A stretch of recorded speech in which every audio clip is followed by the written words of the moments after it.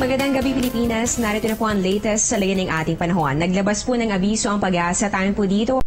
Ranas ng maulang panahon ng ilang bahagi ng Luzon, kabilang po dito ang Metro Manila, Pampanga, Bataan, Bulacan at ganun din ang Zambales. Inaasahan po ito magpapatuloy hanggang sa susunod na 2 o kaya naman ay 3 oras. Inaasahan naman din po ang light to moderate rains dito yan sa Laguna, Batangas, Quezon Province at ganun din sa Rizal sa susunod na 1 oras.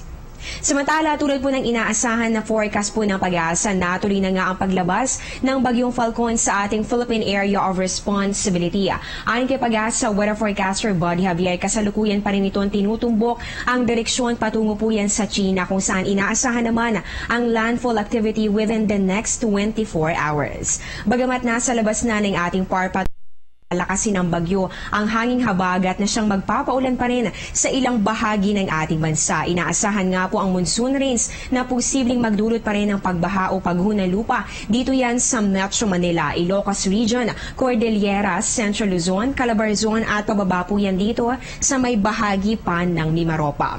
Paminsan-minsang pag-ulan naman po ang inaasahan dito yan sa Western Visayas at ganun din sa natitirang bahagi pa ng Luzon, habang sa nalalabing bahagi naman ng Pilipinas, makakaranas po ng bahagya hanggang sa maulap na kalangitan na meron pa rin po chances ng isolated thunderstorms o mga pulupulong pagkidlat pagkulog.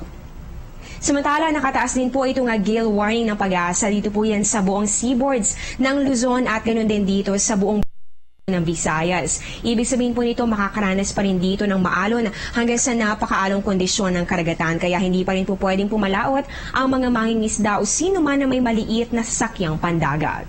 Sa darating man po na weekend, ayon po kay Mr. Javier, bukas po araw ng Sabado, posibleng mabawasan ng bahagya ang mga pag-ulan dahil po yan sa patuloy na paglayo ng Bagyong Falcon. Pero by Sunday, maaring lumakas ulit ang habagat dahil po sa paglapit naman ng Bagyong Nangka sa may kanto po yan ng ating PAR.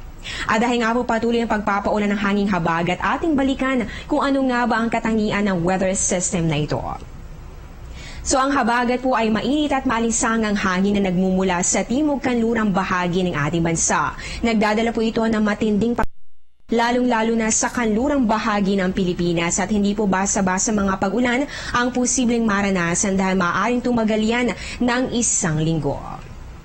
Matapos ang Egay at Falcon, hindi pa rin po inaalis ang posibilidad na may sumunod pa rito sa mga susunod na araw o kaya naman ay linggo. Sa katunayan, ayon po sa Pag-asa, ngayong buwan po ng Hulyo, ang average number ng tropical cyclone na iiral sa PAR ay 3 hanggang 5. At kung pag-uusapan naman natin yung track o yung tatahakin po ng mga bagyong ito, meron pong tsansa na ito ay maglandfall o tumama dito po yan sa may bahagi ng Northern Luzon, kagaya na lamang na nangyari dito sa Bagyong Egay. At meron naman pong tsansa na ito ay umiwas sa ating landmass, yun po magre-recurve pa northward bago pa man tuluyang lumabas ng ating Philippine Area of Responsibility.